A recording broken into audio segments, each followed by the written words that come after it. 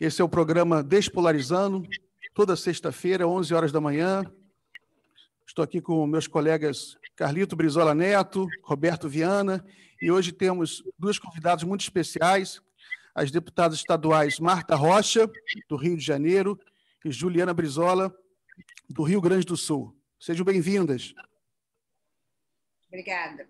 Bom estar com todos vocês aqui. Bom dia, Juliana, bom dia, Roberto, Carlito, e obrigada pelo convite, Miguel. Bom dia a todos, bom dia, Marta, é um prazer poder estar aqui.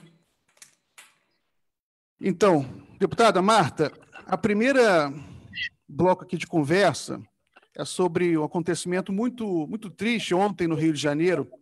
Houve uma operação policial muito violenta, morreram 25 pessoas. E hoje o debate no Rio de Janeiro, no Brasil, é sobre a questão de segurança pública, né? Saiu uma matéria aqui no Globo mostrando que 2021 já é o ano mais letal da série histórica de mortes em confronto com a polícia. Foram 453 mortes.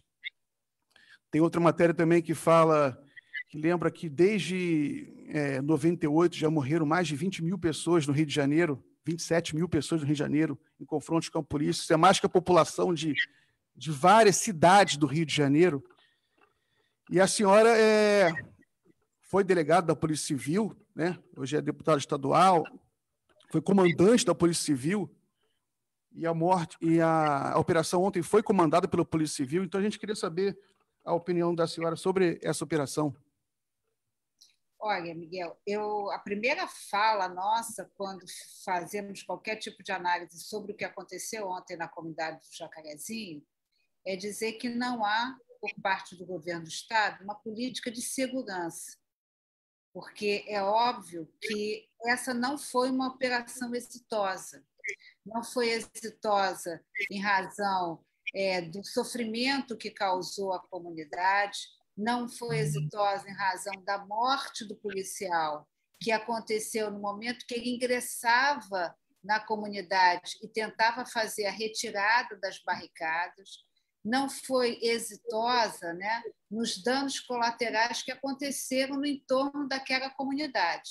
E aí eu quero perguntar quais são as providências que o governador do Estado vai adotar hoje, no dia seguinte após essa operação, né? Seja na condição da segurança, ou seja também na condição da oferta de políticas públicas, já que a investigação inicial dessa operação apontava o uso de crianças e adolescentes no tráfico de drogas. Então, é óbvio que essa operação vai ter uma grande análise, uma grande investigação, né, para verificar se é o caso de excessos, né? Eu acho que tem uma investigação já iniciada, não só pelo Ministério Público, pela Polícia Civil, mas acho que o trabalho importante que se faz também, né, pelas organizações sociais e pelos meios de comunicação. Mas eu queria, Miguel, voltar um pouquinho no tempo para fazer um recorte aqui, né, da década de 80, com a chegada do governador Leonel Brizola. E eu quero te dizer que eu sou escrivã de polícia, que foi meu ingresso na Polícia Civil em 83, então eu chego antes da Constituição Cidadã e volto a ser delegada de polícia em 90, portanto, após a promulgação da Constituição Cidadã, e a gente sabe o que representou a decisão do governador Leonel Brizola de investir na educação.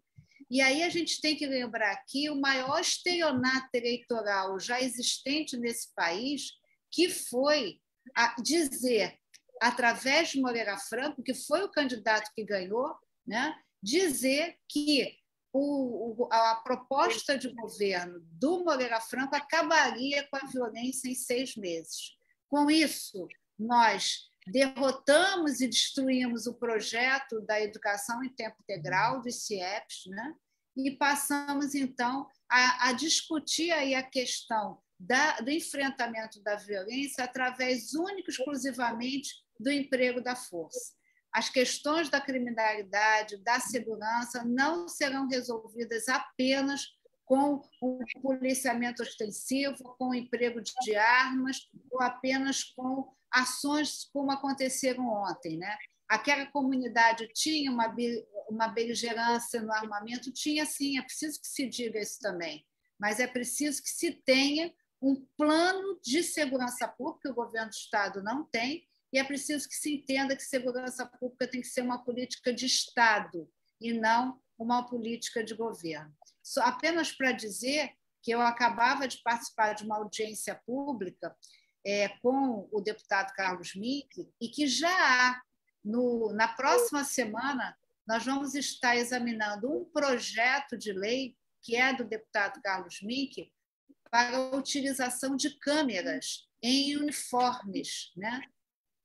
Se esse projeto já tivesse sido aprovado, esse projeto é de 2015, portanto, ele ultrapassou 2 governos. Ele passou pelo governo Pezão, passou pela intervenção federal e passou agora, né, pelo governo Wilson Witzel e agora Cláudio Castro. Então, talvez, se nós tivéssemos um emprego já desse acessório da utilização das câmeras, né, nós poderíamos ter até provas que possam contribuir, por exemplo, para as alegações dos policiais civis e da própria comunidade. Então, a gente espera, né, já um decreto também do governador recente, de 21 de março, a gente espera que esse projeto seja aprovado e a gente espera que ele seja efetivado aí nas forças policiais. Obrigado, Marta. Juliana, o problema de segurança pública é nacional, né, e é grave, sobretudo, nas grandes cidades. Você é deputado estadual no Rio Grande do Sul. Eu queria saber o que você acha, como você lê esse problema da segurança pública, como você viu esse massacre ocorrido ontem no Rio de Janeiro. Bom dia, Miguel, bom dia, Roberto, bom dia, Brizola Neto, Marta, é um prazer poder estar aqui com vocês, pessoas tão queridas para mim. Eu, desde cedo, né, desde ontem à noite, na verdade, que foi quando eu comecei a ver, né, essa barbárie que ocorreu ontem na comunidade do Jacarezinho, e hoje de manhã, desde muito cedo, né, escutando os noticiários. E o Brasil hoje figura nas páginas internacionais, não é? Antes, pelo descaso, como vem tratando a pandemia, e hoje, por conta dessa operação, que, como muito bem disse a Marta, sem nenhuma estratégia. Eu fiz o curso de Direito, acabei indo fazendo um mestrado em Ciências Criminais, e na academia, né, a gente estuda políticas públicas para a segurança pública, estuda o fenômeno da violência e tantas outras questões que envolvem, né, as ciências criminais. A verdade é que a Marta disse algo muito evidente em tudo isso, né? Não há uma política... Juliana, desculpe só te interromper, eu pedi só para o Carlito fechar o microfone dele.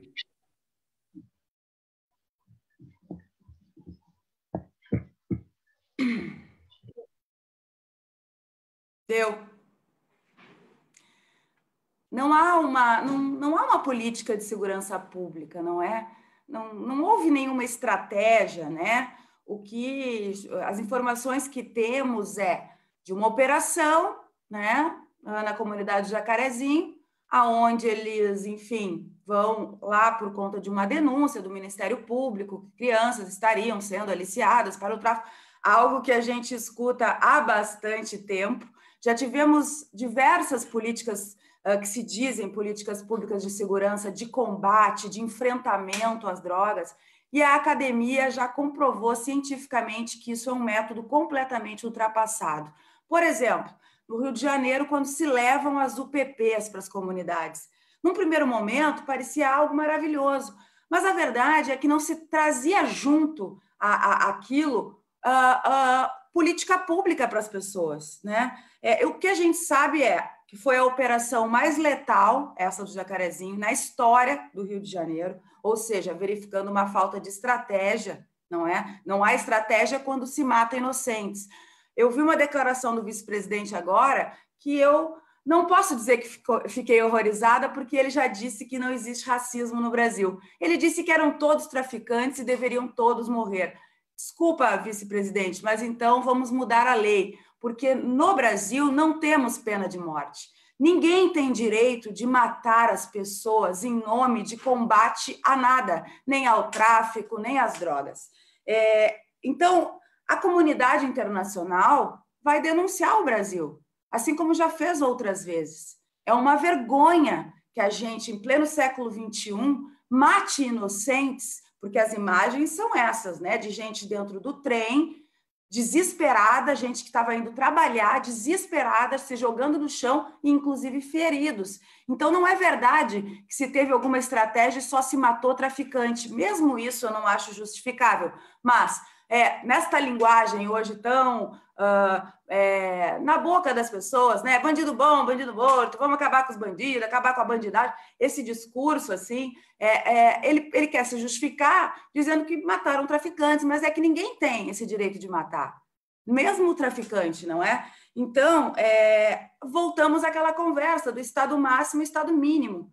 Quem frequenta as comunidades, seja no Rio de Janeiro, no Ceará, em Porto Alegre, sabe que o estado é mínimo nas comunidades. E é por isso que entra o tráfico, e é por isso que entra a igreja, né? O Estado só quer entrar na comunidade reprimindo. Não tem política pública, né? Se tu vai numa comunidade, tu sabe que lá não tem saúde, não tem segurança, não tem educação. Então, isso é uma chaga, né? Na verdade, que o Brasil tem que enfrentar. Um plano nacional de segurança pública sério, levando política pública para as nossas comunidades. E essas operações, que inclusive estavam proibidas pelo Supremo, eu não sei quem é que autorizou, né, essa operação, se estava proibida pelo Supremo enquanto estamos numa pandemia, porque isso já é resquício daquela outra operação que aconteceu lá em São Gonçalo, se eu não me engano, que matou o menino João Pedro. Crianças inocentes. Eu tenho uma foto no meu Instagram hoje de uma menina que viu o seu tio ser executado dentro do quarto dela, uma menina de 9 anos. Então, assim, é um momento de... Eu hoje acordei muito triste porque são vidas, né? A vida não tem nada perto do que vale uma vida. E se querem, né, essa política de extermínio do povo pobre, do povo negro, o mesmo traficante, né, a gente tem que mudar a lei, porque a lei não permite ninguém matar. Então, o Rio Grande do Sul hoje também vive esses problemas, né? O Rio de Janeiro é o tambor do Brasil. Brizola já dizia isso. As coisas acontecem aí, mas não pensem que aqui é diferente. Aqui também há esta forma de agir, né? De combate sem estratégia. Bom, eu queria entrar aqui um pouquinho nesse debate. Eu acho que o Rio de Janeiro já convive há muitos anos, né, com uma política de confrontação aberta, né, e durante todos esses anos, a verdade é que os resultados, mesmo em relação ao combate ao crime organizado, eles são pífios. Pelo contrário, o controle, o comando do crime organizado, seja do tráfico de drogas, seja das milícias, ele só vem aumentando no Rio de Janeiro ao longo de tantos anos de política de confrontação por parte das forças de segurança pública. Mas, especificamente sobre o ocorrido ontem na favela do Jacarezinho, a gente está diante assim, de algo que é estarrecedor, né? Nunca houve uma operação policial, né, com tanta letalidade, né? E a gente não tem como a gente não ressaltar a violência que aconteceu ontem e uma violência que teve a polícia, né, como a principal autora. Não tem jeito da gente não fazer esse questionamento. A polícia ela entrou no Jacarezinho para cumprir 24, 23 mandatos de prisão, né? Ela conseguiu cumprir 4 mandatos de prisão e fez 24 mortos. E aí o relato dos moradores, né? A gente está acompanhando aqui o relato dos moradores do Jacarezinho que estão denunciando por redes sociais, né? É que a polícia, justa a polícia civil, né? Que deveria ser uma polícia investigativa, né, os relatos que estão acontecendo dos moradores nas redes sociais é que, primeiro, né, a violência aumentou muito depois que o policial foi atingido. E isso mostra que, na verdade, houve uma reação, né, da polícia nesse sentido, após o policial civil Leonardo de Melo Frias ser atingido na cabeça, houve uma reação desproporcional por parte da Polícia Civil que estava fazendo a operação. E o outro relato dos moradores é um relato de execuções mesmo, né, de que muitos dos criminosos estavam se rendendo e que, mesmo assim, a polícia promoveu execuções ontem dentro do Jacarezinho.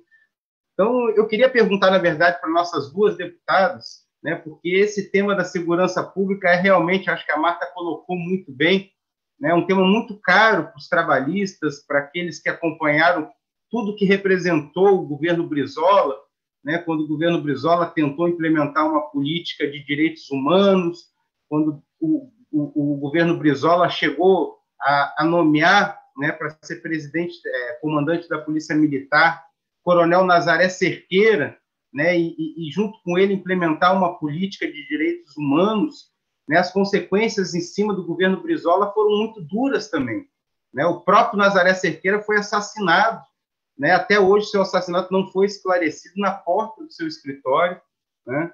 E o governo Brizola enfrentou também levantes promovidos pela polícia que tiveram chacinas de repercussão internacional também, como foi o caso da chacina da Candelária e da chacina de Vigário Geral.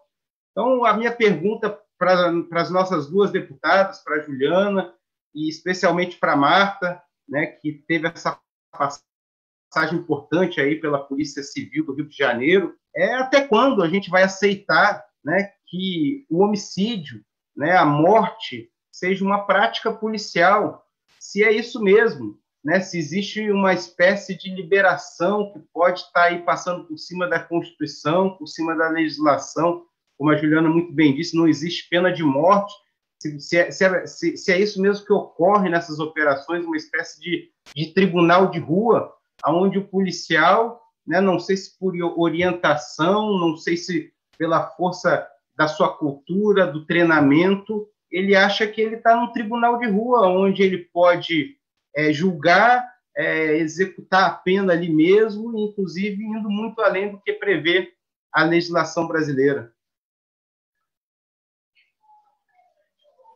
Marta, acho que você pode ser a primeira a responder.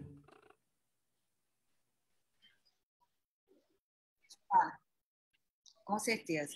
Eu quero aqui fazer um destaque à fala da Juliana, quando ela fala que há ausência de um Plano Nacional de Segurança Pública.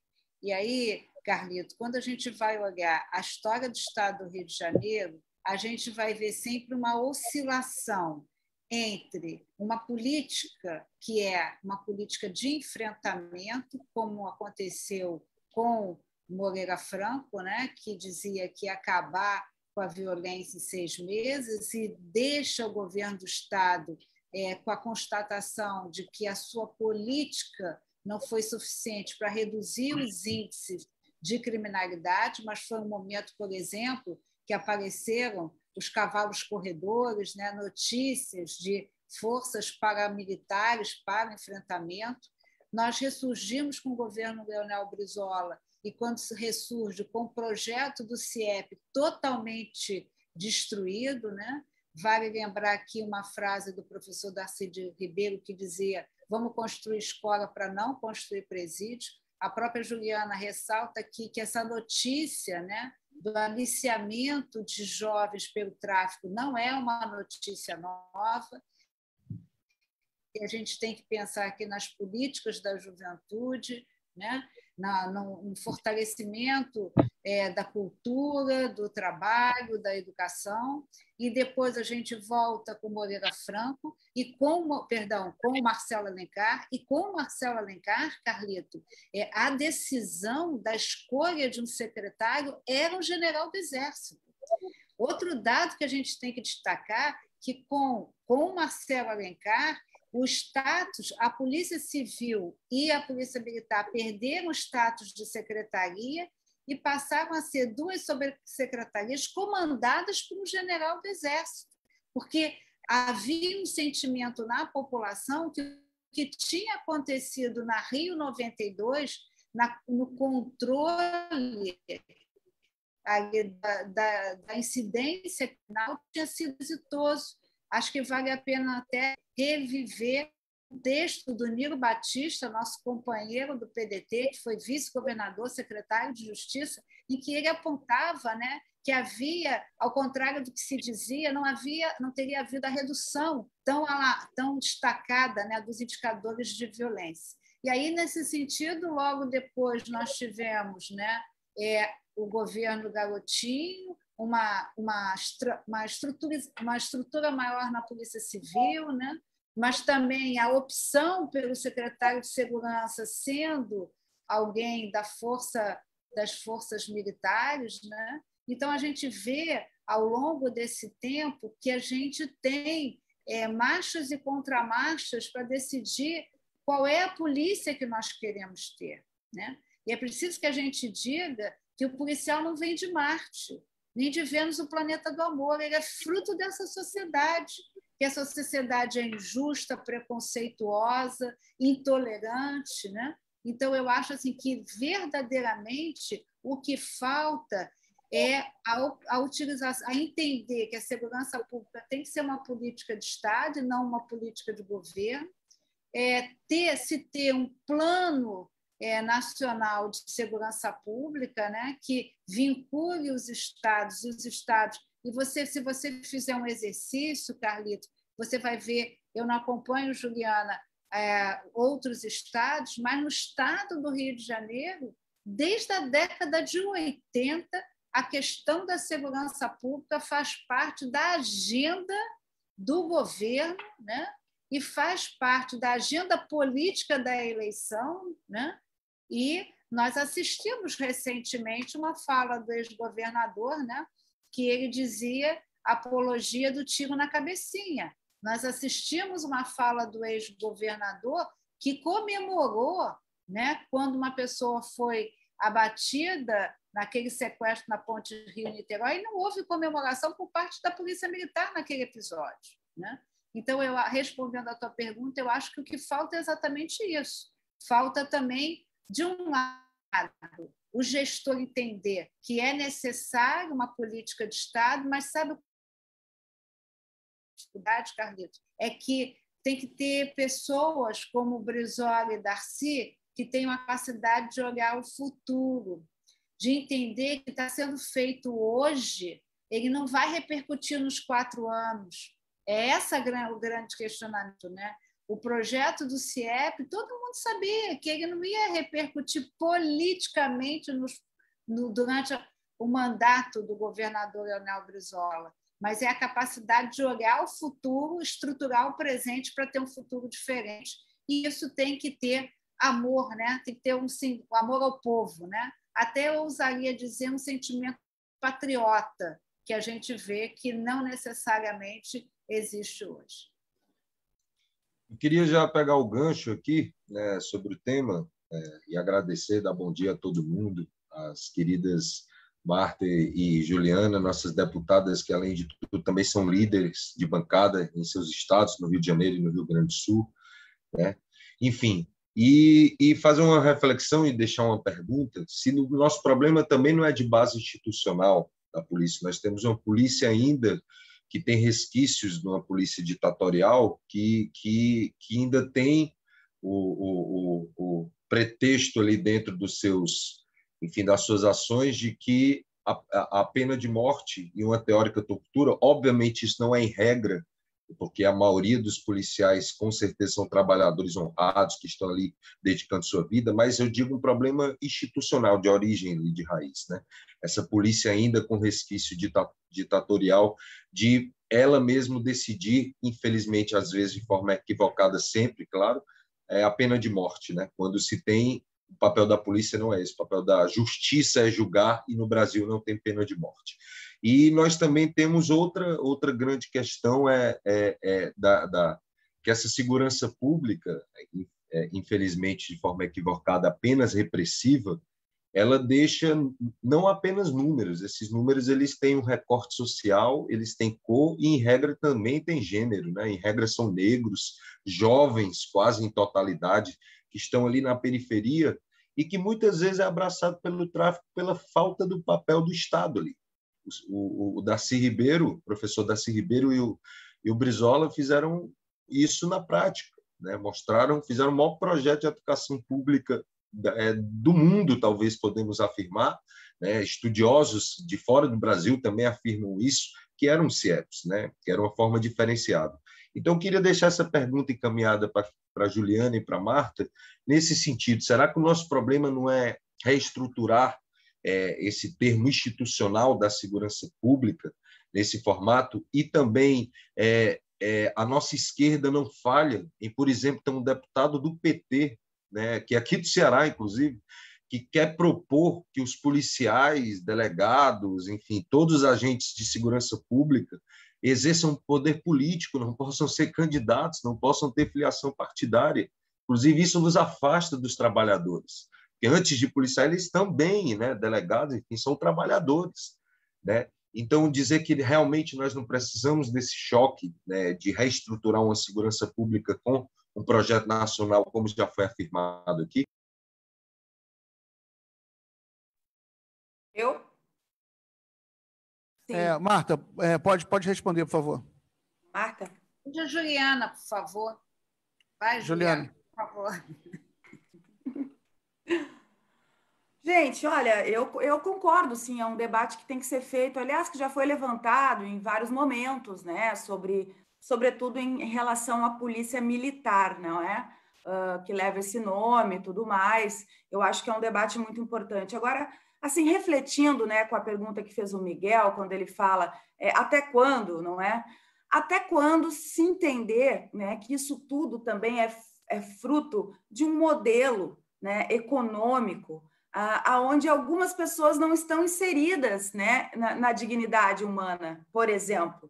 No final, se a gente for enxergar, quando um policial sobe uma comunidade, invade uma comunidade, vai para a linha de tiro, geralmente é pobre contra pobre. É o militar que não mora naquela comunidade, mas mora na vizinha, e que talvez não possa nem pendurar a sua farda, não é? Num varal para secar, porque pode ser morto. É pobre contra pobre. Eu não vejo enfrentamento com classes abonadas. E olha que tem gente de classe abonada fazendo crimes muito mais violentos do que apenas o tráfico de drogas. Então, assim, eu não tenho dúvida que isso vem do comando, porque a hierarquia militar é assim, né? Tem que ter uma obediência, né? Mas veja o país que a gente vive, onde o vice-presidente disse que foi algo extremamente natural. Acabamos com narcotraficantes, 25 pessoas. A naturalização deste comando que está aí, o povo acaba se espelhando, as pessoas acabam se espelhando. Se o Bolsonaro faz isso, por que eu não vou fazer? Eu também posso fazer. As pessoas estão com ódio uma das outras. No trânsito, em disputas sobre posições, se abre escola e a vacina. E assim nós estamos vivendo um momento extremamente belicoso. E, mais uma vez, a gente volta ao governo Brizola, é muito importante, né? Até quando a gente tiver um governante que entenda que a vida vale mais do que patrimônio. Porque a segurança pública no Brasil, ela é feita para proteger patrimônio, ela não é feita para proteger cidadão. Porque se assim fosse, ontem nós não teríamos todo esse número de mortes. E é mais uma operação, não é? Isso não foi uma coisa nova, mais uma operação. Quantas crianças já morreram de balas perdidas por operações sem estratégia? Então, eu entendo que também é um problema que passa por essa questão das nossas elites, né? Não tem como fugir disso.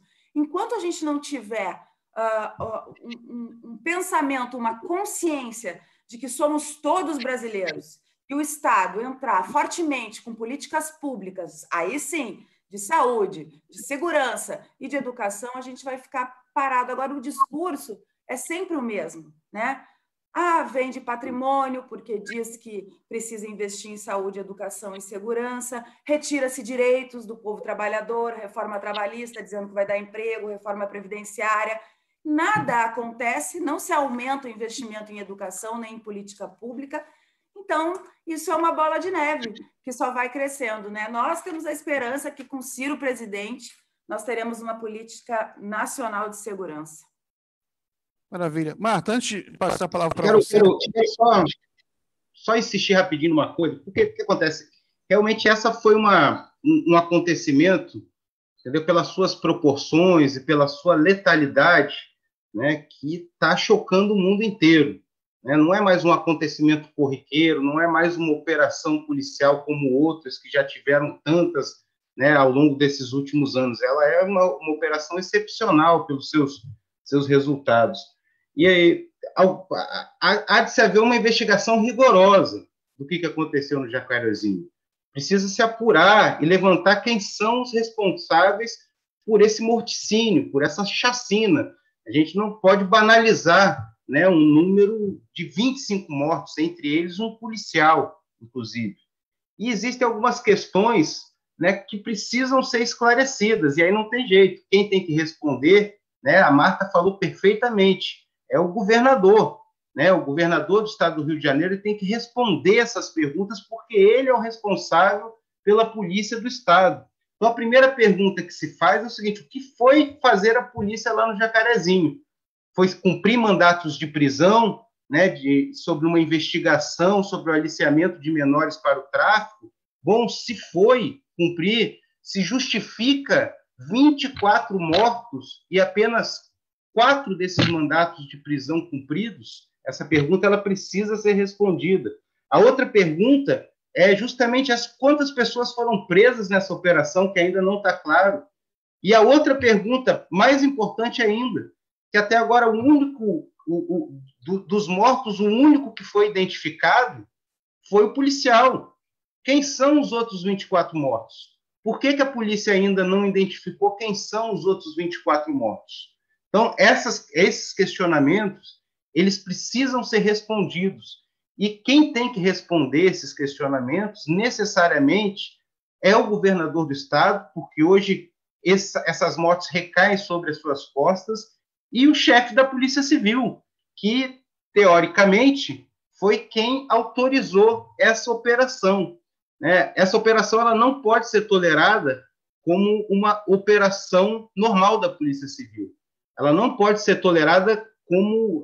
a gente não pode banalizar o que aconteceu ontem. Não é à toa que esse episódio teve uma repercussão desse tamanho. Então, esses questionamentos eles precisam ser feitos, né? E essa investigação ela tem que acontecer.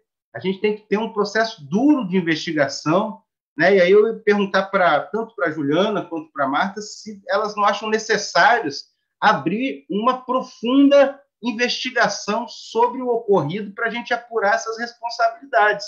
Porque a gente não pode tratar o que aconteceu lá no Jacarezinho ontem como se fosse mais uma operação corriqueira da polícia. Né? O que aconteceu ontem foi um genocídio, foi um morticínio. Se a gente não pode aceitar, né, o que acontece no Brasil em relação ao trato da pandemia, tantos mortos aí,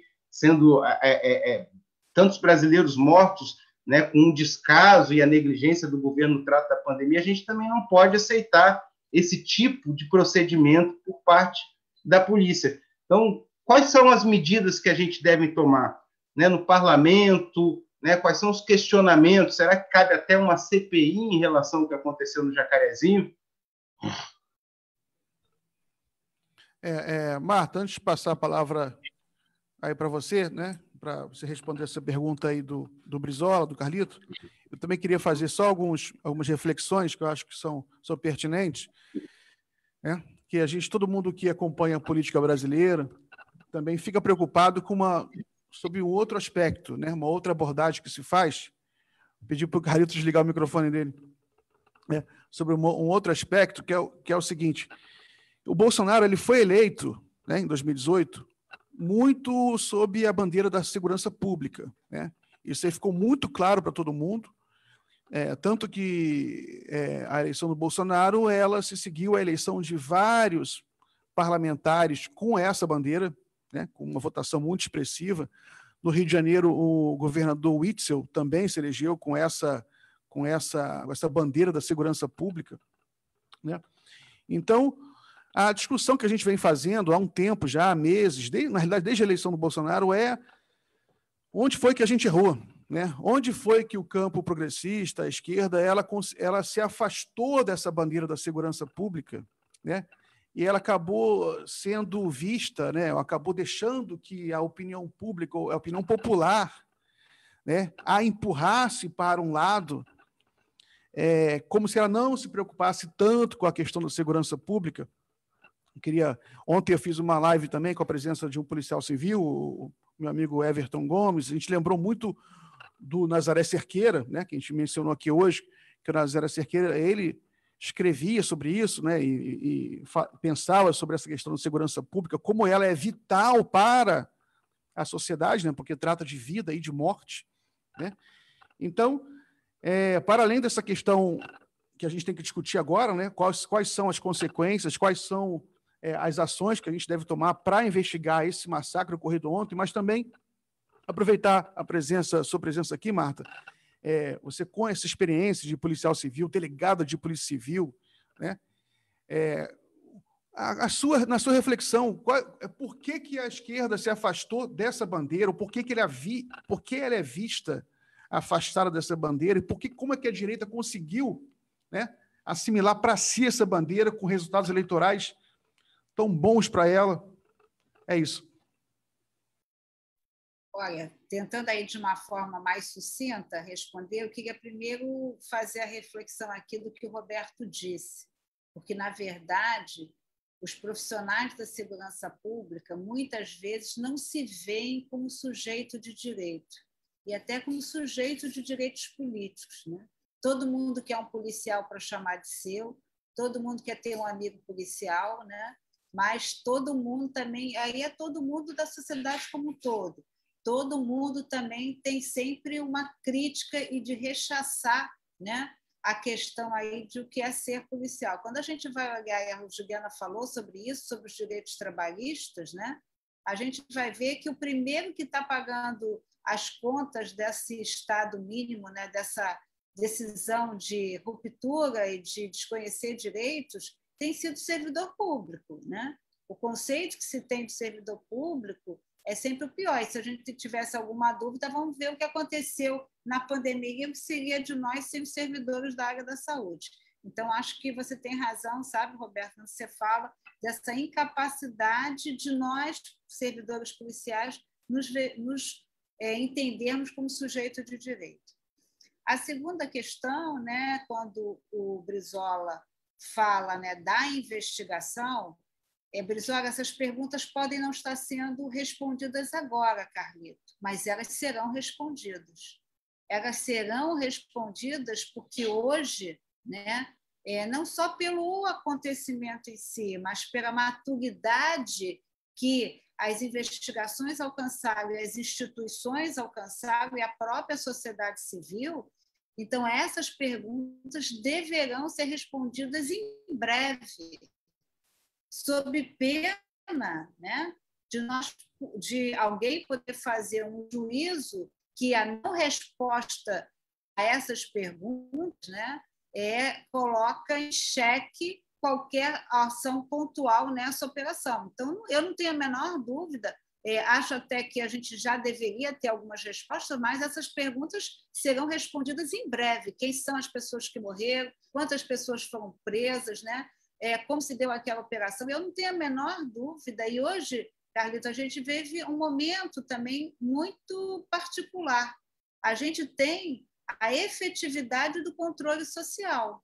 Então, o próprio controle social vai impor às instituições responsáveis pelos esclarecimentos que esses esclarecimentos aconteçam. Então, eu não tenho a menor dúvida e acho pertinente as tuas ponderações que essas respostas seguirão.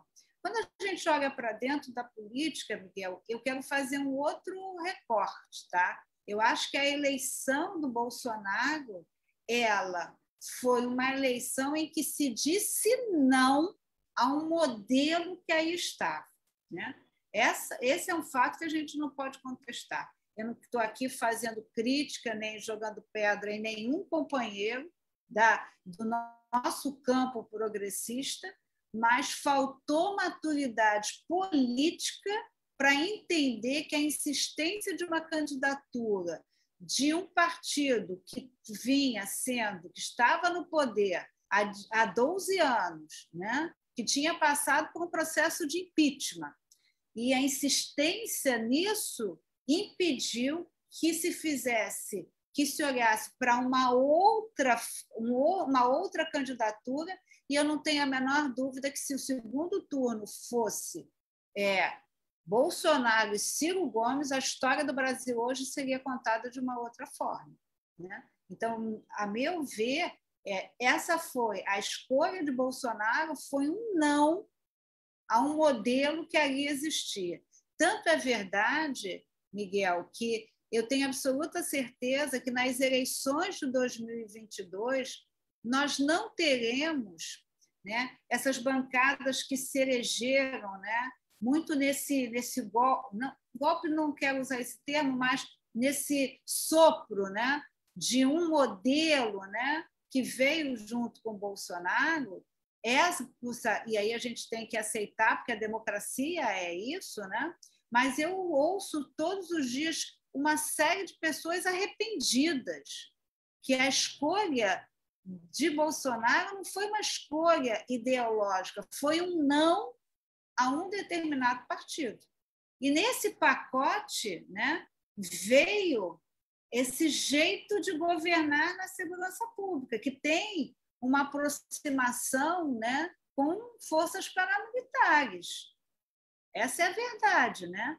A gente, quando vai investigar aí a milícia, a gente vê a aproximação de pessoas no gabinete, de pessoas próximas, né, de defesa, né, de algumas figuras notáveis na milícia do Rio de Janeiro, né, de quando houve lá o confronto na Bahia, que resultou na morte de um ex-policial militar, miliciano, né? A defesa, né? Até é curioso, vale a pena revisitar as notícias do fato, né? É curioso as críticas que foram feitas à polícia da Bahia, né? Que não se repetiram, por exemplo, nas críticas feitas hoje, né? Como a Juliana aqui destacou. Então, eu acho que isso veio dentro de um pacote, e acho também, né, que a esquerda talvez acho que a esquerda deixou de ser protagonista. Ela foi muita pedra, mas não assumiu um protagonismo. Claro que a crítica é necessária. Claro que apontar os equívocos é o papel de todo cidadão e de todo ente político. Mas não basta apontar os equívocos. Acho que nos faltou, enquanto esquerda como um todo, o que a Juliana colocou ali, né? Mostrar onde está a base da desigualdade social, né? Mostrar. Nós tivemos inúmeras operações exitosas de apreensão de armas de fogo que não houve um único tiro. Então, já pude mostrar, né, a desigualdade social. Isso que a Juliana colocou muito bem. O policial que está indo à comunidade, ele também, como ela colocou, botou sua farda atrás da geladeira, porque não podiam saber que era policial. Então, a base da desigualdade está também nas forças policiais, né? Então, eu acho que nos faltou protagonismo, de ouvir os policiais, de construir um programa, né? Eu acho que a gente ficou muito tempo na crítica, se distanciou dos policiais e se distanciou também da base, né? De ouvir também, né, qual é o interesse também das comunidades. Acho que é um pouco essa era a reflexão que eu queria fazer. Muito bem. Se eu pudesse só falar uma questão assim, enfim, que eu acho que daqui a pouco a gente vai mudar de tema, mas eu acho que é importante, Miguel, a gente entender também que essa narrativa da direita, né, que diz ter a solução para a violência, para a corrupção, ela é sim um resquício da ditadura, certo? Por quê? Porque quando a gente fez a anistia ampla e restrita, quando a gente fez a reabertura, a gente banalizou, não é? O assassinato, a tortura. Então, assim, a gente fez vista grossa para algo que até hoje acaba perdurando porque relativizamos naquele momento, né? Não fomos a fundo, como vários outros países foram, atrás de quem torturou, atrás de quem matou. Jogar isso para debaixo do tapete faz com que isso aflore. E aí a gente também pode ir para um campo um pouco mais antropológico, que eu sei que não é o caso aqui, mas enfim, o homem, né? As pessoas gostam de, não, todo mundo é bom, mas a verdade é que desde os tempos antigos, né, o ser humano se colocava em arenas, né, onde o ser humano enfrentava ser humano e todo mundo aplaudia. Então, essa mentalidade, ela tem que ser aos poucos mudada, mas para isso nós não podemos relativizar o período, todo aquele período que aconteceu. Eu acho que enquanto a gente não fizer realmente uma revisitação ao passado, porque não é só o fato de punir, né, quem torturou, quem matou, porque muitos até já se foram, mas é ensinar, por exemplo, nas escolas o que aconteceu naquele momento, não é? Isso tem que ser dito, e isso é um capítulo desse tamanhozinho no livro de história de quem estuda nas escolas. É muito importante a gente revisitar o passado, porque o povo que não conhece o seu passado tem muita dificuldade de escolher bem o seu futuro. Eu só queria fazer esse registro, acho que tudo muito passa também por essa mentalidade herdada, não é? Desse período tão sinistro, né, da nossa história.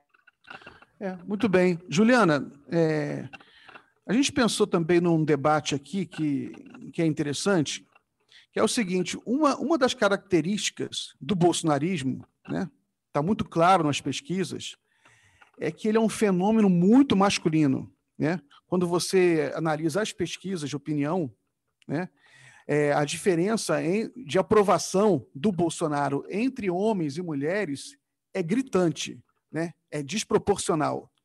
Geralmente, entre homens, eles têm 15% até 20% de pontos a mais de aprovação do que entre mulheres. Nas pesquisas já de intenção de voto, já em 2018, a gente já notava isso, né? O Bolsonaro ele teria quase perdido a eleição, se dependesse das eleitoras mulheres. E já também nas pesquisas de intenção de voto para 2022, mesma coisa, né? Porque as pesquisas elas sempre segmentam masculino e feminino. Aí eu queria ouvir a opinião de vocês, o que vocês atribuem a essa preferência, né, do Bolsonaro entre os homens. Aí, de repente, podia começar, como você já falou agora, Juliana, podia começar com a Marta. Eu quero te dizer que isso é fruto do machismo existente no nosso país. Eu não vejo outra explicação. Nós somos 52% da população. A presença das mulheres na política ela não ultrapassa de 12% a 14%. As mulheres no poder executivo, Juliana como eu, passamos aí pelo desafio de lançar uma candidatura a prefeito, né? E a gente vê que quando você vai visitar os mais de 5 mil municípios do Brasil, as mulheres são a maioria quando o município vai acima até 20 mil habitantes, né? Mas quando o município tem mais de 500 mil habitantes, não há presença de mulheres chefiando o executivo. Quando você vai para o desempenho das secretarias, né, você vai ver que é raro você ver uma mulher em algumas secretarias que são consideradas secretarias estratégicas, como, por exemplo, uma secretaria de planejamento ou uma secretaria de fazenda. Então, eu acho que o desempenho do Bolsonaro agrada exatamente a esse mundo machista, né? Uma pessoa que disse, como ele, né, que teve 4 filhos e na última vez deu uma fraquejada e teve uma mulher, não é possível que uma mulher vá votar num homem desse, né? Acho que tem um pouquinho de divisão, né? Eu acho que mostra isso. Então, eu acho que a preferência ao nome Bolsonaro é fruto desse mundo machista, né? Ó, vamos combinar que esse país é racista e esse país é machista. Juliana? Eu concordo com a Marta e entendo que isso é fruto da própria postura do presidente, não é? Desde o início, desde lá atrás, a Marta colocou a fraquejada, não é? E é uma mentalidade completamente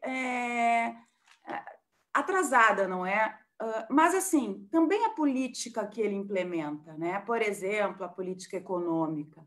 A primeira a ser atingida é a mulher. A primeira que perde o emprego é a mulher. Hoje, a maior parte dos lares são chefiados por mulheres. Por exemplo, a questão do armamento, da liberação das armas. Quem é que primeiro chora, não é? É a mãe de família, que tem medo que o seu filho saia, pegue o transporte público, sabendo que hoje a população toda pode andar armada. Não há mais regra. Essa fomentação do ódio, não é? Assim, eu digo para vocês que é uma decepção muito grande quando eu vejo mulher defendendo o Bolsonaro. E a gente sabe que tem, né? Tá aí, Bia Kicks, nem sei direito o nome dessas aí, mas elas existem, não é? E aí você vai e analisa a postura delas, não é? E elas se masculinizaram completamente. Elas estão assim... E, claro, olha, aqui com todo respeito, e eu conheço homens maravilhosos, estão aqui 3, né, que não têm essa visão, que entendem o quanto é importante a participação da mulher, fomentam, acham que a mulher tem a mesma capacidade que o homem. Mas, na verdade, o Bolsonaro e a postura dele, a forma como ele se coloca, a política econômica que ele quer implementar, que é, assim, de um sucateamento completo do serviço público, quem é que precisa do serviço público? Se não é a mãe trabalhadora que acorda às 5 horas da manhã, tem que pegar um transporte público lotado, aonde ela é o tempo todo ameaçada. Ela precisa de uma creche pública para deixar o seu filho para ela ir trabalhar. E quando ela voltar, se o filho dela tiver febre, ela vai precisar de um posto de saúde público para levar. Então, a mulher é a primeira a ser atingida. E eu entendo muito isso, que a mulher percebe na pele, e dizem, né, muito assim, até lá no Uruguai falam, né, que os homens, eles usam antorras, né, e olha, tem essa visão assim, a mulher realmente ela tem uma visão mais ampla, né, consegue enxergar de um determinado ponto algumas questões que talvez atinjam primeiro a mulher. Então, mesmo pessoas com algumas características de conservadorismo, né, e tudo mais, aqui no Rio Grande do Sul tem muito, a ignorância do Bolsonaro dói aos ouvidos de algumas pessoas que até são conservadoras, mas dói demais, né? Porque é uma política de fomento, como eu digo, ao ódio, né? à intolerância, e isso causa um mal-estar muito grande na mulher, né? Porque nós, assim, a gente é fruto de uma sociedade cultural onde a mulher nasce para o cuidado, não é? A mulher cuida dos filhos, a mulher cuida do marido, a mulher cuida da casa, é a mulher na família que acaba cuidando dos pais mais velhos. Assim, da mesma forma que nós somos cobradas a cuidar, os homens também são cobrados a prover, não é? O homem tem que prover a sua família. Mas eu acho que nessa questão do cuidado, nós que fomos criadas, né, nessa perspectiva, nos atingimos, nos sentimos frontalmente atingidas pela política do Bolsonaro, que tem cuidado zero, né, com o povo brasileiro. Basta ver a forma que ele está tratando a pandemia.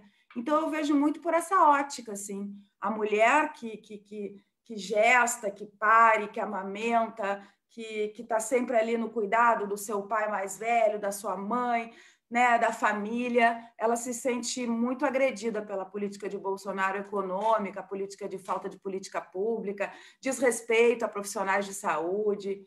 Eu entendo que é muito pela postura dele, né? Eu fico feliz que a maioria das mulheres reneguem Bolsonaro, porque eu vejo que a gente tem uma luz no fim do túnel, já que somos maioria, e já que é verdade, eu acho que o protagonismo da mulher, seja na política ou numa grande empresa, ou, enfim, isso vai aumentar com o tempo. E aí já vinha aumentando, né? Claro que a passos de formiga, é verdade, mas já vinha aumentando e, de repente, com o Bolsonaro, parece que vai retroceder. Então, a mulher diz um não rotundo para Bolsonaro. Juliana, isso é muito óbvio quando a gente viu nessa semana uma CPI no Senado, que se não bastasse o absurdo de não ter nenhuma mulher, nem na titularidade, nem na suplência, parte de parlamentares queriam negar a voz para digamos, um conserto institucional que se tinha se feito ali no Senado, né? Então, isso é muito óbvio, isso é muito presente em todas as instituições, né? E eu adorei ver essa leitura política de duas mulheres trabalhistas queridas que realmente ponderam o que as pesquisas dizem. Literalmente, a mulher é a primeira a atingir isso na ponta, porque ela que trabalha, ou ela que chefia o lar há algum tempo já, há muito tempo, né? E, enfim, e ter esse debate e trazer isso foi importante. Mas eu já queria entrar aqui, junto com o Miguel, na nossa perspectiva de última pauta, né, de dizer que o Brasil aí, inclusive quando a gente debateu o nome do programa era em cima disso, estava numa polarização que não trazia nenhum debate racional. A gente achar uma saída que seja uma saída ao jeito brasileiro, que não seja uma saída de nenhuma enciclopédia internacional, mas do jeito brasileiro que nós temos ali, e o trabalhismo sempre se botou nessas disputas. E essa polarização, né, entre o Bolsonaro e agora com os direitos readquiridos do presidente Lula, né, ela tem trazido ali também a possibilidade de uma terceira via muito consolidada, porque se olharmos, inclusive, a pesquisa de hoje, aí, e depois o Miguel pode falar com mais propriedade, mas já mostra ali que mais de 20%, né, do eleitorado brasileiro quer apostar em uma terceira via, né, com a desistência do Huck, com a desistência do Sérgio Moro, que já disse hoje que também não será. Essa terceira via, quem mais pontua e quem melhor pontua é o Ciro Gomes, que inclusive já disputou outras eleições, já é mais treinado que os demais que se apresentam ali. Vocês acreditam, né, que essa terceira via ela é possível e, para além de tudo, ela é necessária também? Vou passar a palavra para a Marta, mas deixa eu só falar um pouco sobre a pesquisa, dar os dados, né? Foi divulgada hoje uma pesquisa da Veja, com o Instituto Paraná Pesquisa, que mostra uma eleição ainda muito polarizada, né? Bolsonaro e Lula estão com 30%, mais ou menos, né? Bolsonaro com 31%, o Lula com 29%, e depois, né, em terceiro lugar, ainda distante, vem o Ciro, Huck, Moro e Dória. O Dória, uns 3%, né? O Ciro, de fato, está da liderança em terceiro lugar, embora ainda distante. Né? Então, o debate que se faz na sociedade é sobre a viabilidade dessa terceira via num ambiente ainda muito polarizado. Né? Alguns analistas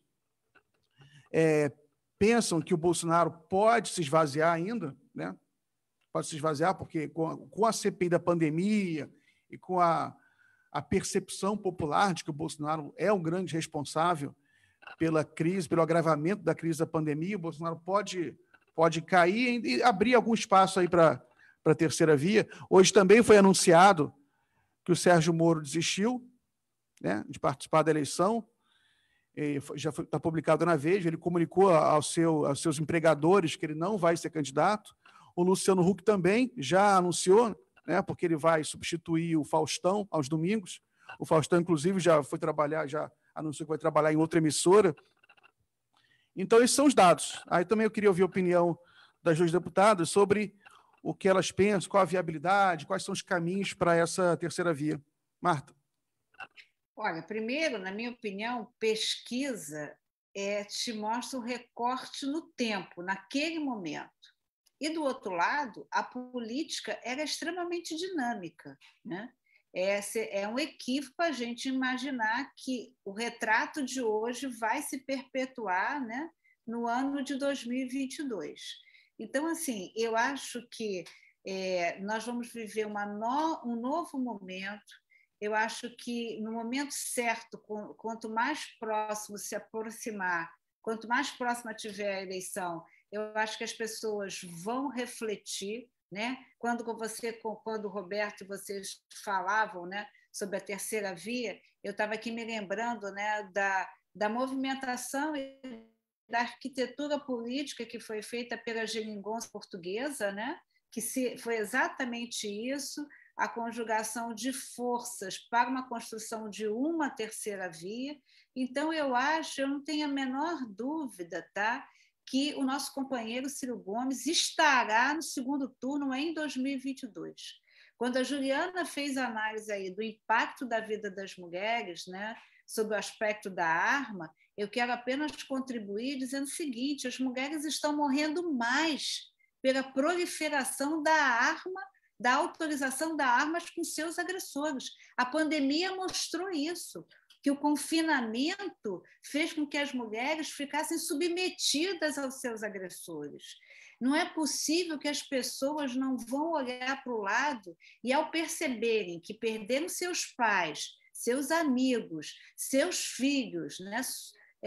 O homem e a mulher da sua vida, essas pessoas não se toquem e a CPI vai mostrar isso. E obrigada, Roberto, pelo destaque que você faz na sua fala, quando você demonstra que as mulheres têm a capacidade de se organizar de forma suprapartidária, mesmo quando os homens não querem, né? Então, no meio da briga política no Senado, as mulheres não tiveram briga política, elas se organizaram suprapartidário para ter o direito ao uso da fala e para poder fazer os argumentos. Então, eu não tenho a menor dúvida, tá, Miguel, que lá na frente, a partir do momento que o nosso companheiro Ciro Gomes conseguir demonstrar o seu projeto nacional, demonstrar que ele é o único candidato que tem um plano de desenvolvimento para o Brasil, esse é o fato, né? E o véu da Covid, né? Essa decisão tão cruel que assola o povo brasileiro, que não é possível que a gente ache natural que 3.000 pessoas morram por dia, não é possível isso, né? Que a gente aceite isso com naturalidade, fique se pegando a dados, né? Mas no percentual, comparando o tamanho do Brasil. Mas será que as pessoas não estão vendo que 3.000 pessoas, 3.000 famílias ficaram sem um pai, sem uma mãe, sem um filho, sem um irmão? E eu acho que esse dado vai mostrar qual é o Brasil que a gente merece ter, né? Chega de dizer que esse é um país que vai para frente, chega de dizer que esse país é o país do futuro, né? Essa é uma administração beligerante. Se tem a capacidade, o ministro da Economia tem a capacidade de ofender por uma autorrecreação o maior parceiro econômico do Brasil, que é a China, então nossa solidariedade aqui é a China. Então, eu acho que, eu quero dizer que eu acho que a verdade liberta, essa verdade vai aparecer e a gente vai trabalhar, sem dúvida nenhuma, uma perspectiva real e concreta de ter o companheiro Ciro Gomes no segundo turno. Eu quero entrar aqui rapidinho, Miguel, assim, aproveitando aqui a presença dessas duas parlamentares que, né, são exceção à regra, né, no meio de uma política tão machista, né, a gente tem duas parlamentares que protagonizam, né, a política nos seus estados, a Marta Rocha liderando a bancada do PDT aqui no Rio de Janeiro, né, uma das deputadas que tem maior destaque aqui na Assembleia Legislativa, e a Juliana liderando a bancada do PDT na Assembleia do Rio Grande do Sul, também com muito destaque. Todas as duas foram candidatas a prefeita, tiveram um grande resultado nas últimas eleições municipais, né, e aproveitar a presença delas, porque um pouco desse debate, né, da gente estar propondo justamente, né, talvez o principal, os grandes desafios que nós temos, né, para essa eleição de 22, sem dúvida nenhuma, é esse desafio óbvio, né, que é de todos os brasileiros, de todos os democratas, a gente ter uma alternativa que livre o país de Bolsonaro. Essa é a prioridade número 1 de todos nós. Mas existe uma segunda um grande desafio que se impõe ao povo brasileiro, que é o que nós vamos colocar no lugar do Bolsonaro.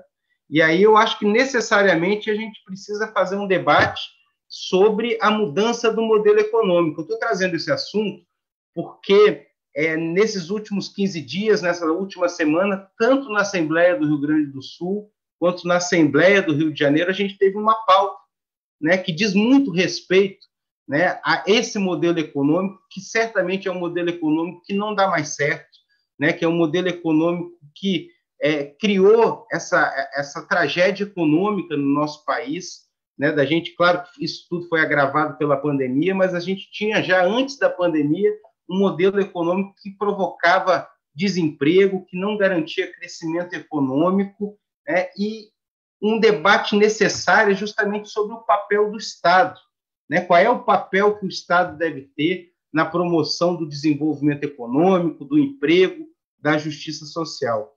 E nessa semana a gente assistiu, né, no final da semana passada, aqui na Alerj, a votação da privatização da última grande companhia estatal, né, que foi a privatização da SEDAI, uma companhia estratégica, que é a Companhia de Abastecimento de Água e de Esgoto do estado do Rio de Janeiro. E lá no Rio Grande do Sul a gente teve um debate que o governador pautou justamente para acabar com uma legislação importantíssima que existe no Rio Grande do Sul, né, porque, inclusive, deveria ser modelo para todos os estados. A Constituição do Rio Grande do Sul ela prevê que a população seja consultada em relação a qualquer empresa pública que seja privatizada, que tenha a intenção de ser privatizada.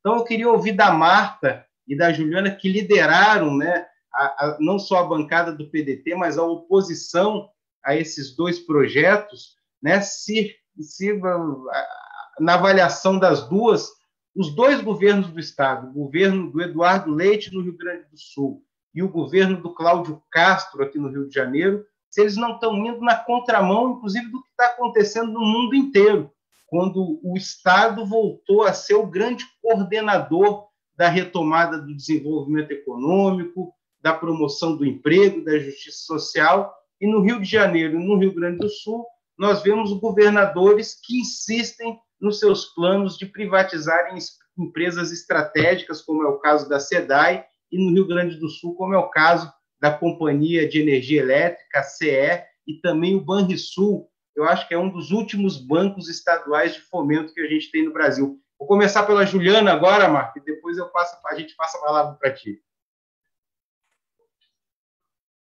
Na verdade, eu vou só começar a dar o meu palpite aqui sobre essa questão da polarização, né? Achei muito bacana quando vocês começaram com essas lives, né? Despolarizando.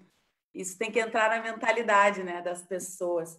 É basicamente assim o que eu entendo que o Ciro representa, né? Muito melhor do que o Bolsonaro e que o Lula, que é um projeto. Nós precisamos debater, né? Que Brasil queremos. E não se a gente quer o Lula ou se a gente quer o Bolsonaro. Chega de salvador da pátria, né? Nós temos um projeto que hoje é representado pelo Ciro Gomes, mas ele vem de longe, não é? Com algumas modificações, adequações, é verdade, mas ele vem do Dr. Getúlio, né? Onde foi realmente feito algum projeto de desenvolvimento. Então, o trabalhismo vem muito por aí. Agora, é verdade que tanto o Bolsonaro quanto o Lula vão trabalhar pela cristalização dessa polarização. Então, cabe a nós também, né, militantes, atuantes, tentar furar essa bolha, começar a tentar furar essa bolha e chegar nas pessoas. Inclusive, mostrar para as pessoas quem é Ciro Gomes, porque tem muita gente que, o Ciro é isso. O Ciro é um cara bacanérrimo, entendeu? Senta no bar com ele, toma cerveja, tu se diverte, tu dá risada. Ele é um gentleman com as mulheres. Eu digo isso de cabeceira, todas as vezes que eu estive presente com ele, sempre foi assim. E a forma de se expressar é a indignação de tudo que está acontecendo. Então, acho que cabe muito a isso, né? Falando um pouco, inclusive, sobre a questão das mulheres, né, que aqui foi dita, sim, gente, é um machismo instalado, entende? E aqueles que tinham vergonha de dizer que eram machistas saíram tudo do armário. Tá aí o Zé de Abreu. Eu fiz uma publicação de uma brincadeira dizendo que realmente o Ciro não era a terceira via, o Ciro era a única via possível, e ele foi perguntar na internet se eu tinha parente para me medicar. Aí, Carlito, ele está querendo que você me dê uns remédios, porque eu estou surtada. Então, assim, qual é a forma de se construir o meu discurso? Dizendo que eu sou uma louca, né? Que eu sou uma histérica. Então, veja bem, um cara de esquerda, ou não é? Bem que ele já foi de tudo, né? Mas se diz de esquerda.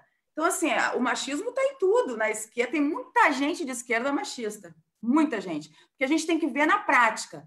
Getúlio, por exemplo, não era um cara machista, mesmo sendo um cara antigo. Foi ele que deu o primeiro voto para as mulheres, não é? Brizola não era um cara machista, tanto é que ele botava a casa, o projeto, a política pública de habitação no nome da mulher.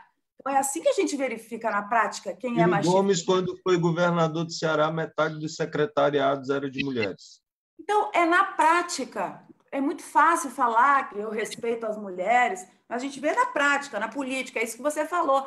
Eu fiz uma live também com a Isabela de Roldão e ela me disse que o secretariado lá, 50% é de mulher. É assim que é. E não são secretarias assim. Ah, é secretaria. Não, é a fazenda. Ou a mulher não pode mexer com o número. Entende, gente? Tá. Vamos passar um pouco para cá, que eu sei que, enfim, não posso ficar falando muito. Mas é assim, gente. Aqui, esse governador que se elegeu é um rapaz de 33 anos, o governador mais jovem da história do Brasil, né? Se elegeu como sendo novo, a novidade.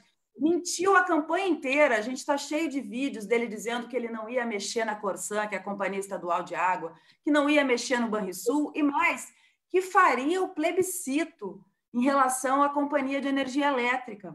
Ele também disse que ele voltaria a pagar os salários dos servidores em dia. Tudo isso, mentira deslavada, estelionato eleitoral, se dizendo a nova política, mas agindo com o que há de mais velho, né? Que, na minha opinião, é essa cartilha neoliberal, que está aí posta. Qual o projeto do governador Eduardo Leite para o estado do Rio Grande do Sul? Nenhum, pessoal, nenhum. Aliás, agora, no final, eu estou detectando um projetinho, mas a única coisa que ele fez, vender patrimônio, retirar direitos, acabou com a carreira do magistério aqui no estado, retirou todos os direitos garantidos dos nossos brigadianos aposentados, compreende? Foi só nos pequenos, não fez reforma nos grandes, não fez um projeto de infraestrutura, nada. Agora, no final, não é? Ele mostra que veio, quer ser candidato à presidência da República, quer usar o Rio Grande do Sul como um trampolim político, dizendo que botou as contas em dias, que fez isso, mas, na verdade, ele está querendo vender um patrimônio público que não é dele. Eu nem vou entrar na questão de ser serviço essencial. O Carlito disse, sim, estamos na contramão do mundo. O mundo desenvolvido está reestatizando. Por quê? Porque a tarifa não ficou mais justa, o serviço não melhorou e não foram feitos os investimentos prometidos. Aqui no Rio Grande do Sul, nós já temos exemplo de um município, porque o Estado tem a empresa, mas são os municípios que têm a concessão. Uruguaiana, uma cidade da fronteira oeste aqui, que vocês já devem ter escutado falar, já privatizou a água há um tempo. A empresa que comprou foi a Odebrecht, tá? O serviço piorou, a água é fedorenta, a água é escura, não foram feitos os investimentos. A prefeitura está tendo que aplicar uma multa de 30 milhões à empresa, que agora é uma outra ainda, terceirizaram para uma outra, porque não cumpriram a palavra. Então, é tudo mentira, na verdade.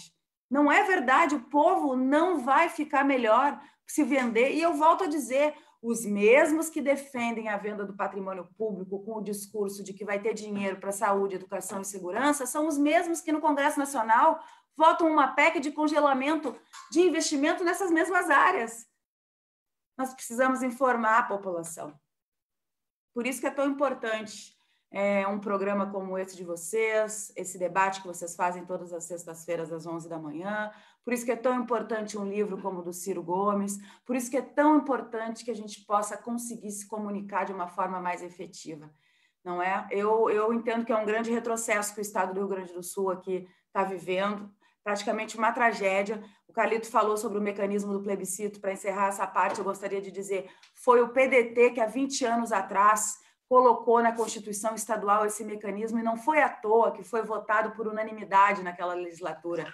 Da ultradireita à ultraesquerda entenderam que o mecanismo do plebiscito era importante, porque a gente já tinha passado por privatizações. A privatização não é uma novidade, não é um novo, é mentira, isso já ocorreu e não se pagou a dívida que se disse que se pagaria. Ao contrário, aumentamos o triplo a dívida. Então, naquele momento se pensou, vamos proteger o patrimônio público, dando a possibilidade da população. E aí eles querem dizer agora que a população, isso é um assunto muito complexo para a população. Mas então é muito complexo eleger governador também, não é?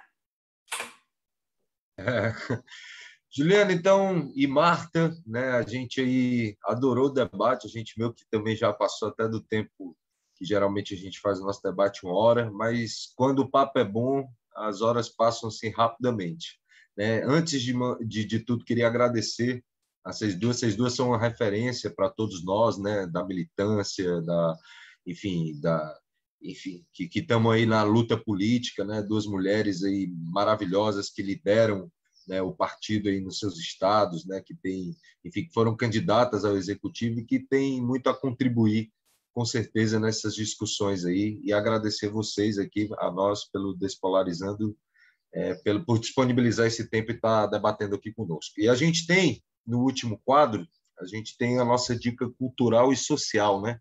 Social, a gente tem sempre pedido para os camaradas aí estarem olhando principalmente a questão da CUFA. Eles estão em todas as periferias do Brasil, estão fazendo um trabalho maravilhoso, né? Encabeçado aí pelo Preto Zezé, meu conterrâneo, amigo, e a gente tem feito essa dica social. E também pedido para todos os nossos convidados, os debates e convidadas, a poder também dar a sua dica social e dica cultural, né? A minha dica cultural, e já vou encaminhar para os colegas também poderem falar aí, a minha dica cultural vai com tristeza, mas com certa alegria, porque só morre o que nos deixa saudade, né? Então, vai a que a gente possa ver a alegria inconstante do Paulo Gustavo, né? Que nos deixou, infelizmente, essa semana, né? E o humor ficou mais triste. Mas a sua obra é uma obra incansavelmente, né, que pode ser celebrada. Então, a todos aí que possamos acompanhar a obra desse querido, né, grande brasileiro, que infelizmente se foi vítima, né, desse genocídio, né, que tem um aliado, Bolsonaro, que foi a Covid. Mas essa é a dica cultural e já dei a minha social. Gratidão e um beijo para vocês aí também e abrir para os demais. Carlito, dá a sua dica aí, depois eu dou a minha. Tem que ligar o microfone, Liga Carlito. o microfone. Eu vou me somar com o Roberto nessa semana. Eu acho que a gente tem que fazer todas as homenagens, né, a esse gênio aí da arte cênica, esse ator, diretor, né, que estava transformando o humor no Brasil, que é o Paulo Gustavo, que, além de tudo, era uma pessoa que politicamente tinha um posicionamento exemplar, né, estava sempre do lado certo da história, né, lá em Niterói, constantemente apoiando os governos seguidos, governos progressistas, e que merecidamente aí a proposta do prefeito Axel Grael, nosso prefeito do PDT, né, vai ser homenageado, né, com uma das principais ruas ali de Icaraí. Então acho que é importante aí essa homenagem, né, porque é uma perda muito grande, é uma perda que cristaliza um pouco essa indignação que o Brasil está vivendo, mais de 400 mil mortos, mas quando morre uma figura tão querida e tão talentosa como é o caso do Paulo Gustavo, parece que o povo brasileiro, né, percebe com mais evidência o tamanho do genocídio que nós estamos vivendo. E também somar aí essa parceria muito bacana, né, do PDT junto com a CUFA, né, nessa ação solidária necessária que está acontecendo aí por todo o Brasil. A gente está vivendo um momento de emergência social, né, o desemprego, a falta de renda, né, a fome mesmo batendo de novo na porta dos brasileiros. Então, esse engajamento social, ele realmente é muito importante.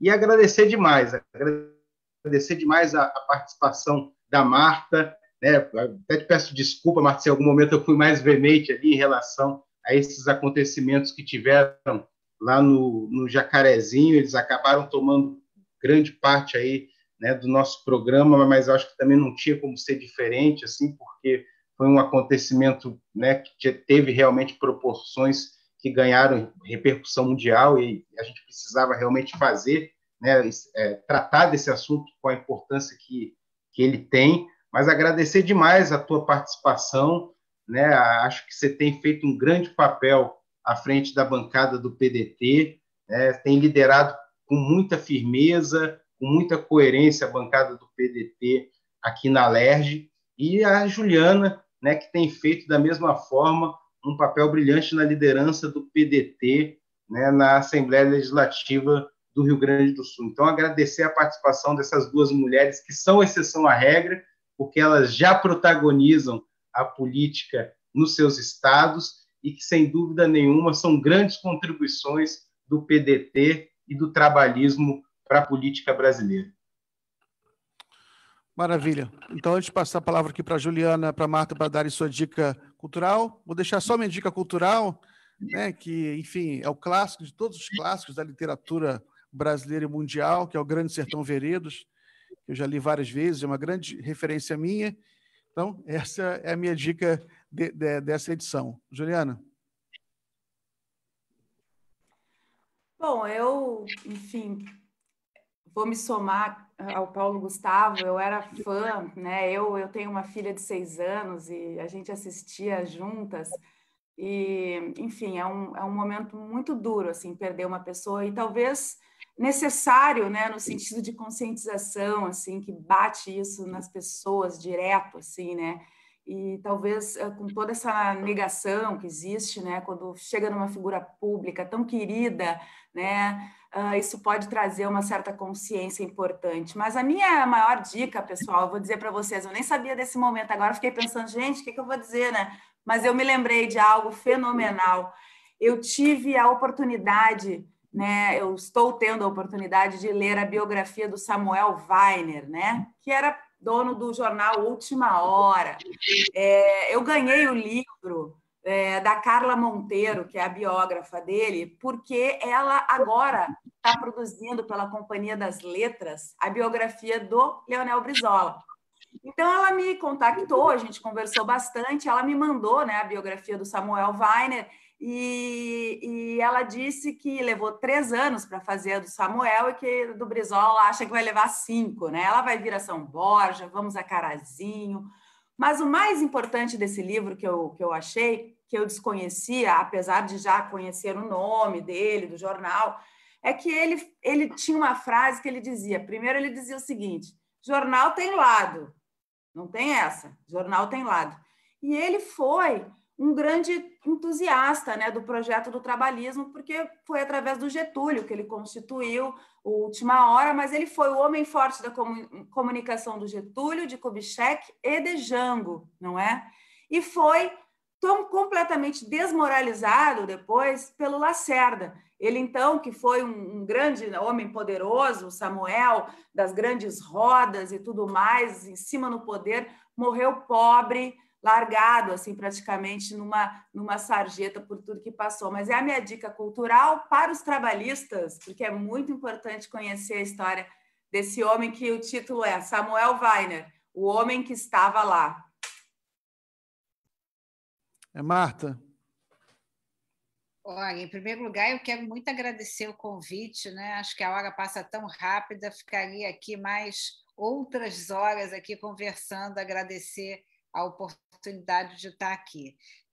Não vou fazer nenhum comentário sobre a SEDAI, porque, ouvindo a Juliana, tudo que aconteceu no Rio Grande do Sul aconteceu no estado do Rio de Janeiro, né? As mesmas promessas, mas no Rio de Janeiro a gente teve a vitória política de impedir a privatização, o leilão, mas, lamentavelmente, nesse momento, né, da polarização, da judicialização da política, uma medida concedida no tribunal permitiu o leilão, e é só para dar um registro, quando a Juliana fala que não muda nem melhora a prestação do serviço, no Rio de Janeiro, o único lote que não teve, que ninguém se apresentou, foi exatamente o lote da Zona Oeste, onde está lá os bolsões da pobreza. Então, para fazer melhorias e romper com a desigualdade social, ninguém tem interesse econômico. Então, acho que isso mostra um pouco o que aconteceu.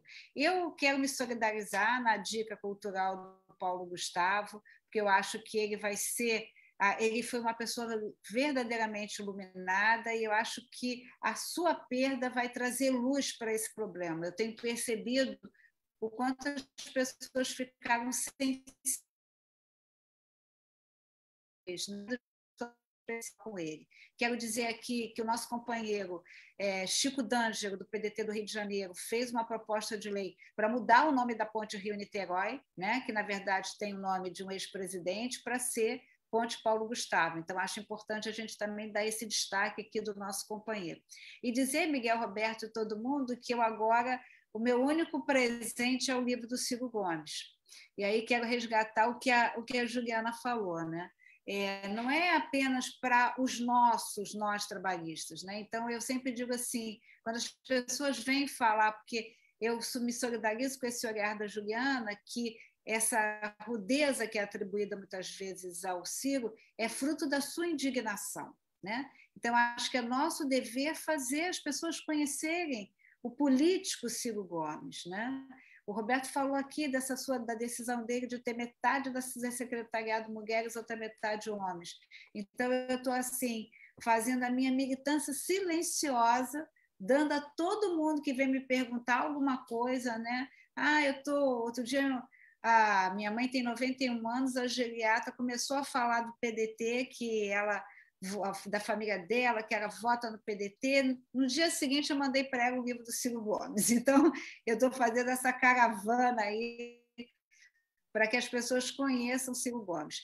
E quero fazer aqui, claro, que a CUFA é super merecedora de todo apoio, né? A nossa própria fundação vai fazer uma ação aí nos debates de arrecadação de alimentos, mas eu quero falar de um coletivo Favela Vertical, da comunidade da Gardênia, uma comunidade em Jacarepaguá, na Zona Oeste, que passa aí, uma comunidade que se destaca pela presença de paramilitares, e a Gardênia tem fome.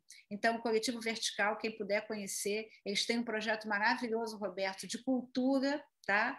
De levar cultura e preparar os jovens para serem, né, fazedores de cultura, e tem também um projeto de pré-vestibular dentro da comunidade. Então, quem quiser conhecer, por favor, Coletivo Vertical, Coletivo Favela Vertical, né? Deixar aqui o meu abraço para o Rafael, que é quem conduz o coletivo, e conhecer e lembrar que a Gardênia tem fome.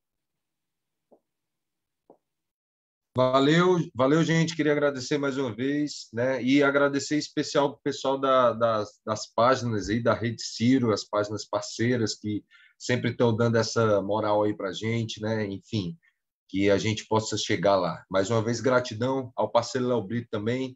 E mais uma vez, obrigado, Marta, Juliana, camarada Miguel, camarada Carlito. Até a próxima semana.